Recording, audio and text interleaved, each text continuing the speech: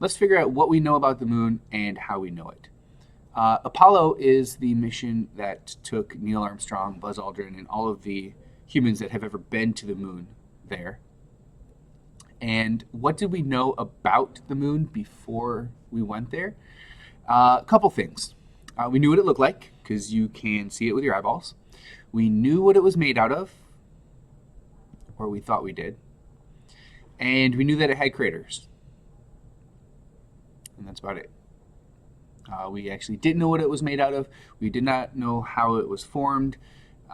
There's a lot that we did not know that we've been able to figure out because we brought rocks back with us from the moon. Let's take a look at the Apollo missions themselves first. Okay, there were a bunch of them. There were 17, but only 6 of them actually landed on the moon. 1 through 10 were all practice, just seeing if we could do it, if we could launch without blowing up, if we could, survive in space for the amount of time that we needed to. Apollo 8 and Apollo 10 actually went to the moon but did not land. So Apollo 8 was actually the first time humans had ever traveled to the moon. It wasn't until 11 that we actually went down to the surface and walked on the moon, though. 11 through 17 all landed on the moon, except for Apollo 13. That one, there was an explosion, and they had to abort. There are 12 men who have walked on the surface of the moon, and there are 3 people per mission. 2 of them got to go down and walk on the moon. Each mission had 1 pilot, and that pilot had to stay in the capsule and continue to orbit and drive the spaceship while his 2 friends got to go down to the surface. Talk about being so close but so far away. Apollo 11 is the famous one. Neil Armstrong is this guy right here. Buzz Aldrin was the second guy on the moon. And Michael Collins, nobody knows his name. Why? Because he was the pilot that had to stay in the spaceship and orbit around. While he was orbiting, he was actually the most lonely person in the history of humanity. He was farther away from any other human than any human has ever been before in the history of our species. He was all by himself on the opposite side of the moon from his 2 friends, who were, the 3 of them, as far away as you can get from the rest of humanity. So while those pilots were orbiting by themselves, they are the most isolated humans in existence. Let's take a quick look at Apollo 11.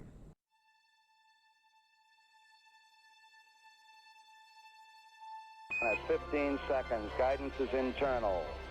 12, 11, 10, 9. Ignition sequence start. 6, 5, 4, 3, 2, 1, 0. All engine running.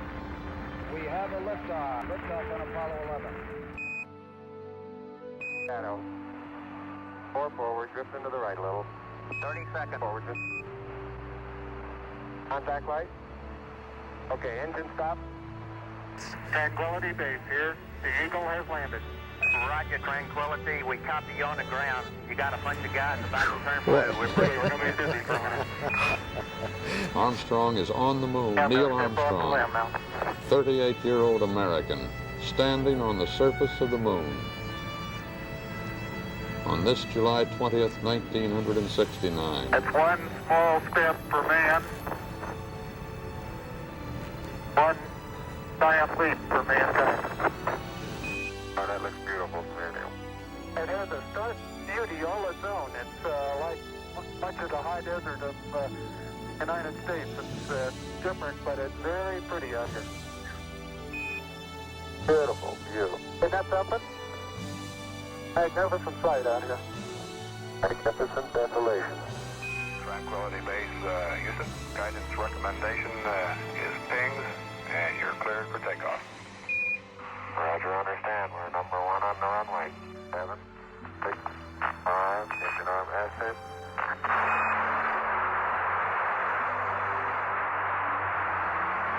Beautiful.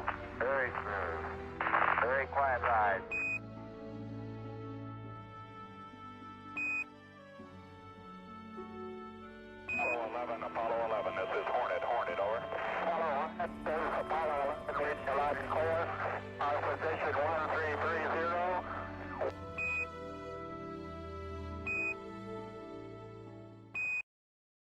I would like to show you guys a few pictures from Apollo 11, from the first time that we ever went to the moon.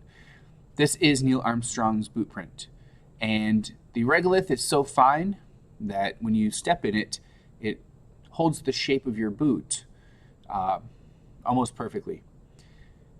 This is one of the most famous photos of all of NASA. So famous, in fact, that I have a little ceramic version of it.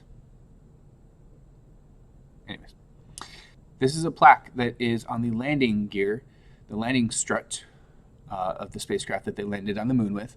And on this plaque is a little message from President Nixon. And President Nixon said, "I'm president, I'm the best ever. Go America." Maybe not in those words, but that's kind of the gist. So that's still up on the moon, and if you were to go to the moon, you could walk up to it and read it. Of course, it was the United States that went, so we had to colonize the moon, plant our flag like we did everywhere else. You're looking at one of the most incredible moments in human history. That's Neil Armstrong and Buzz Aldrin walking on the moon. Okay, maybe you've seen this clip before, but think about that for a second. They're on the moon, a celestial object nearly 240,000 miles into outer space. That distance is like flying all the way around the Earth 9.5 times. Millions of people around the world watched on July 16, 1969, as Apollo 11, carrying astronauts Neil Armstrong, Buzz Aldrin, and Michael Collins, launched from Cape Kennedy, Florida, and disappeared into the sky. It was the climax of years of preparation and research, and the pinnacle moment of the so-called space race between the United States and Soviet Union, a years-long rivalry to compete for dominance in space exploration. For the 8 days following the launch, the world awaited the return of the would-be heroes. So what actually happened between here and here? So let's start with the components of the ship that were discarded one by one until this became this. Here's the rocket that sent the astronauts into space, the Saturn V. The 3 stages of the Saturn V each played a different role in launching Apollo on a path to the moon. We'll get to that later. On top of the rocket is the actual Apollo spacecraft. It's made up of 3 parts too.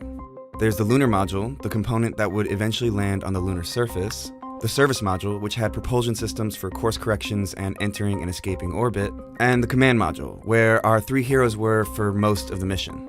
And last but not least, this is the launch escape system, which was designed to pull the command module away from the rocket if something went wrong during launch. Together, all these pieces made up the Saturn V rocket and Apollo 11 spacecraft. But it's the way they came apart that made the moon landing happen.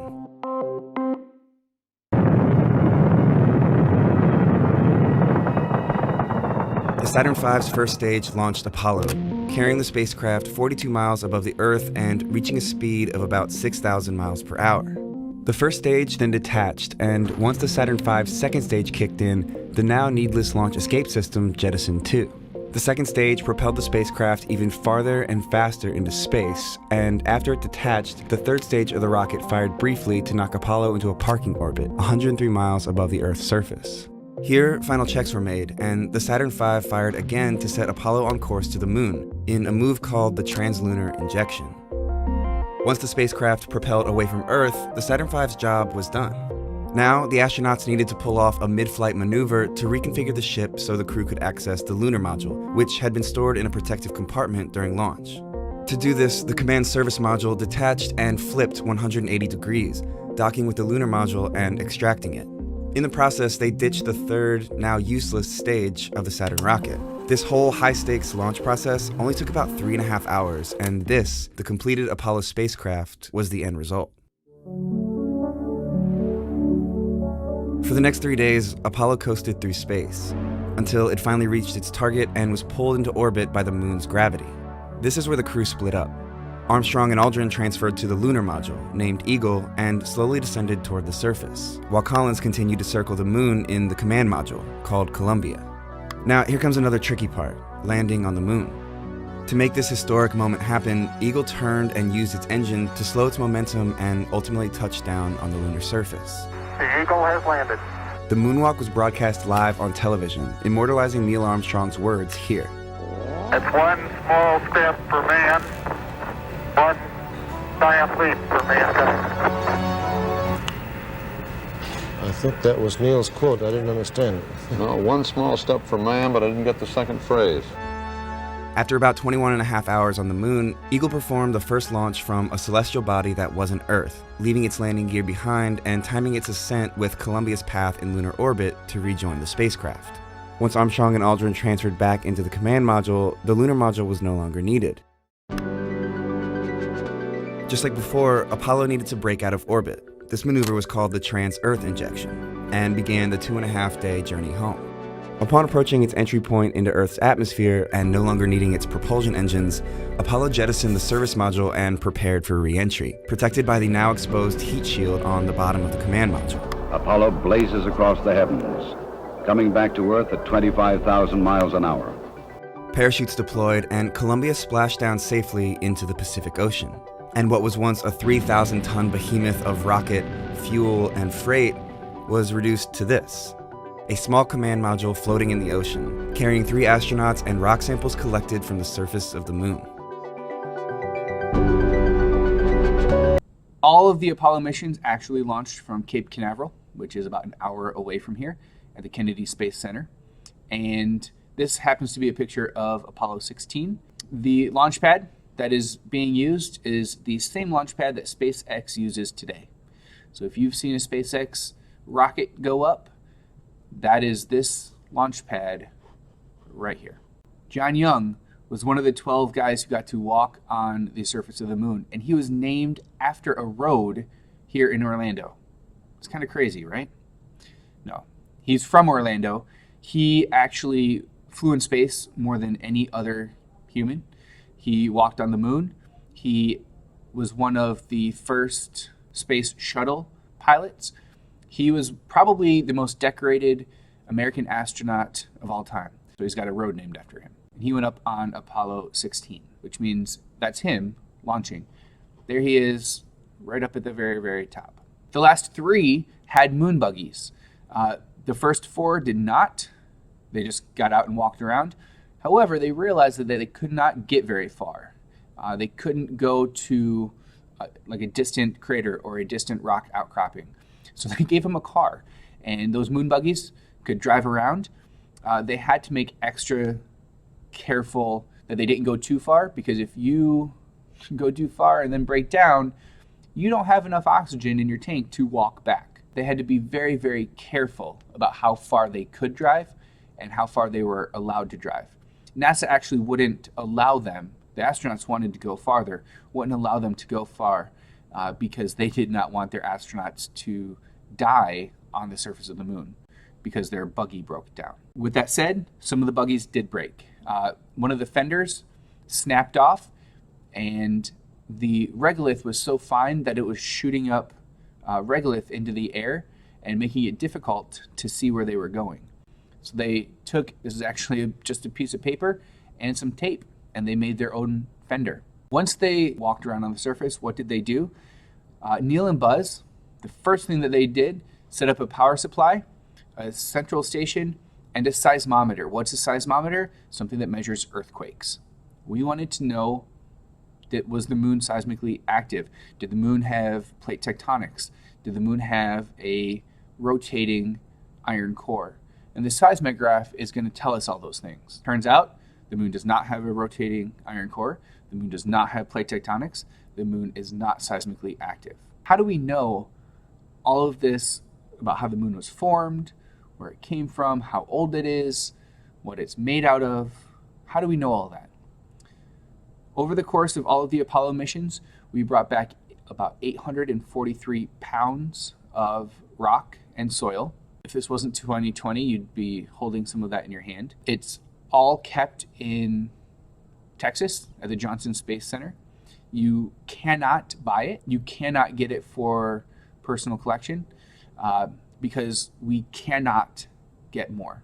There's no way for us to get to the moon anymore. We don't have the technology to. We can get to space, but we can't get to the moon and back anymore. So the pinnacle of spaceflight actually was about 50 years ago. We landed on the moon 6 times. All 6 of them brought back moon rocks. What we wanted to know is where they came from. Not like where on the surface of the moon did they come from, but like how were they formed? How did they get there? Was it a meteorite that hit? Was it formed in lava? How did the rock actually get to the surface of the moon? We also wanted to know what type of rock was there, because different types of rock are going to be made out of different materials and formed in different ways. And if we can figure out how it got there and what type of rock it is, that's going to give us a lot of clues as to how the moon got where it is. Turns out there's a few main types of rock. A breccia, which is a bunch of fragments of rock that are all mixed together because the surface was smashed by a meteorite. Once all of that rock cooled down, all of those different types of rock are now mixed together, and you have what is known as a breccia. We have these on planet Earth, formed in the exact same way. We have a basalt, which we have on planet Earth, and these are formed from volcanoes. If you have a lava rock, it's a basalt rock. The Hawaiian Islands are made out of basalt, and we find basalt all over the planet.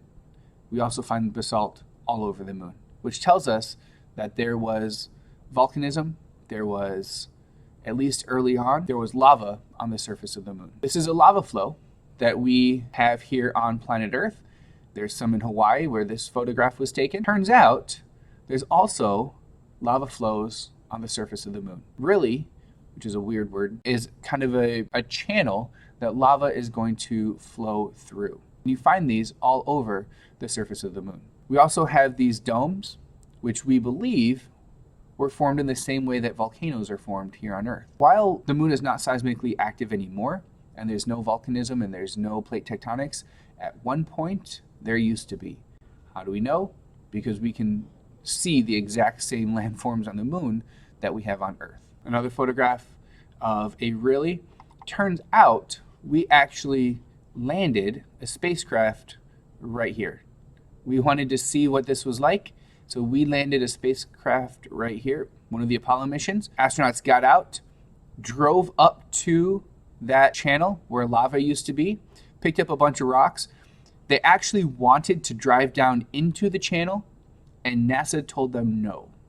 And the reason is that the regolith is so loose that they were scared if they went down that the buggy wouldn't be able to get back up. And it was far enough away from the spacecraft that they would have run out of oxygen. So they made them stop on the edge, look down, pick up some rocks, and then just drive away. They wanted to go down, the astronauts did, and NASA was like, that's too dangerous. We don't want you to die. Don't do it. We also find lava on the moon. These orange spheres and circles, those are actual drops of lava. How do they form? Well, on Earth, it's from a volcano erupting. Pyroclastic means an explosive volcano. And as the lava goes up into the air, some of it is going to cool and harden even before it hits the ground on Earth. Much more so up in space, if you have a pyroclastic volcano, that lava is going to cool very quickly in space and cool before it hits the ground. And this orange is actually pyroclastic lava. That is, if NASA was allowed to send us moon rocks, you would actually get to hold moon lava in your hands, but it's 2020. These are just some neat pictures. You can see an astronaut actually walking back to the little dune buggy. The very last Apollo mission that landed on the moon had a scientist, a non-astronaut, a geologist. The only scientist to ever go to the moon, and it was his job to go and find all of the different rocks that the astronauts were not finding. He's the one that found the moon lava. This is him walking back to his little moon buggy. This is him trying to pick up a boulder. No, I'm kidding. He actually just went up to the boulder and chinked off a little bit so that we were not picking up just rocks laying on the surface, but actually parts of big giant boulders. So he took a little rock hammer and broke off a piece of this giant boulder. This boulder actually fell down the mountain. There's a mountain behind him. It rolled down to land on this flat plane right here. So this was part of a mountain that he was able to bring back. Then there's rake samples where they actually raked through the regolith to find any little tiny pieces of anything that they could. They also brought back quite a bit of the regolith itself. Turns out that this regolith is extremely sharp.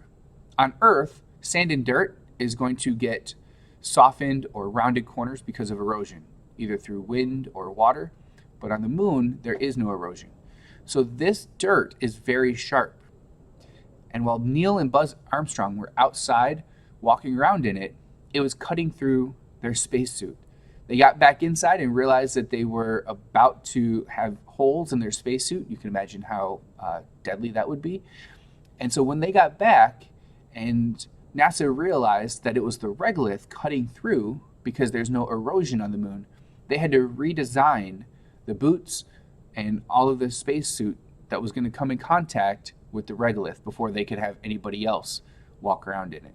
Once we get the samples back to Earth, where are they kept? They're actually kept in these giant glass boxes. These glass boxes are filled with nitrogen. We don't want them in the air because the air has oxygen, and oxygen will oxidize minerals, causing rust, causing the minerals to change. Nitrogen, however, is inert, meaning it doesn't really react with anything. In order to touch them, in order to look at them or view them, first you have to be a NASA scientist, and second, or a student not in 2020. And second, you can only put your hands through these almost like it was an incubation chamber at a hospital. And then you can hold the moon rocks. 45 years ago this month, NASA landed astronauts on the moon for the first time in history.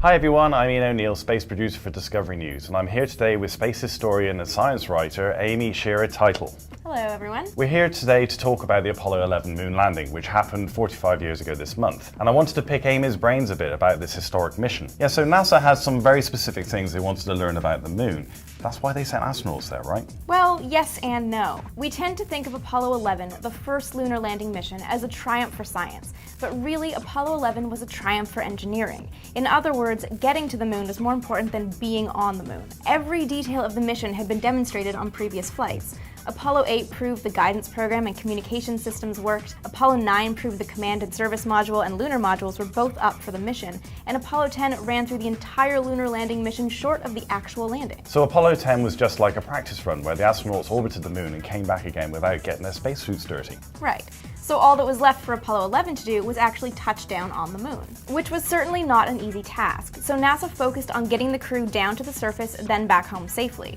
Only once NASA gained confidence in this vital part of a lunar landing mission could the real science missions begin.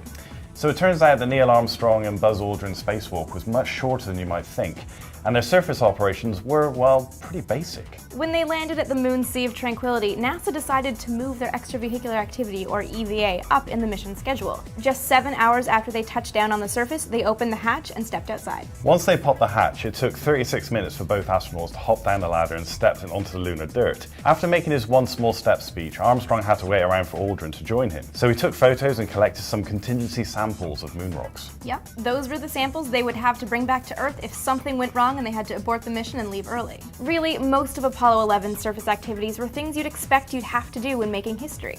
The astronauts unveiled and read the commemorative plaque on the lunar module's leg, they stuck the American flag in the ground, and then they spoke to President Nixon. So no science then, just planting flags and taking vacation snaps? Well, although they didn't do it all themselves, Neil and Buzz did leave behind a box of seismic equipment and laser ranging reflector. So they delivered the science, but didn't actually do the science. Well, they actually did do a little bit of the science. One of Buzz's tasks was to evaluate the trajectory of regolith, which is a fancy way of saying he kicked around some lunar soil to see how it falls back to the ground. He also collected rocks and soil to be analyzed on Earth. The interesting thing for me is that NASA really played it safe with this first lunar landing. The astronauts never strayed more than 330 feet from the lunar module and moonwalked for just 2.5 hours. They only stayed on the moon for 22 hours before heading back home. Right. Like the missions leading up to Apollo 11, the first moon landing was intended to work out all the kinks of landing and moving around on the moon's surface so that future missions could take better advantage of having humans on the moon in the name of science. So what do you think, Ian? Is it time we go back? Good question. What do you guys think? Let